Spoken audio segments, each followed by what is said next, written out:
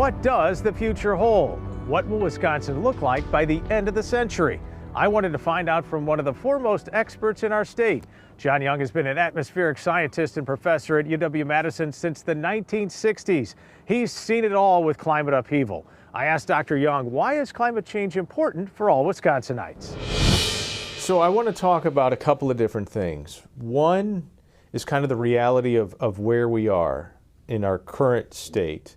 And then I want to talk about what you think Wisconsin might be like even in the next 70 years, even by the turn of the century, by 2100. We know all about the trends, and we know what is the difference between a trend due to climate change, which is ultimately on a global scale.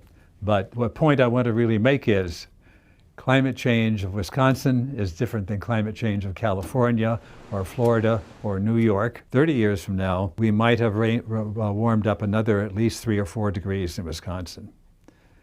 And 3 or 4 degrees makes a big difference. So you've lived here now in Wisconsin for more than 50 years. And so you've clearly been able to witness firsthand some of those changes, whether it's the lakes right outside of the doors here of Monona and Mendota. What kind of things have you seen just in our immediate area right around Madison? Some of the winters that when I was here about 10 years in the late 70s were really nasty. At one point we had 3 feet of snow on the ground in Madison. In the 80s we did have a drought in '88. The floods in southern Wisconsin, 2008, which were really monstrous up around Lake Delton.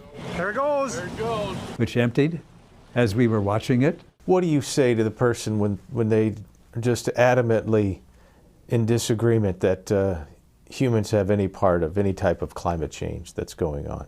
What is your response? Well, I don't know of anything that I, in my knowledge of weather and climate of 50 years, I don't know anything that can explain what is happening. Climate variability is very strong, and the ups and downs from year to year do take place. But the point is, are the ups and downs on an up ramp of temperature, for example, or rain?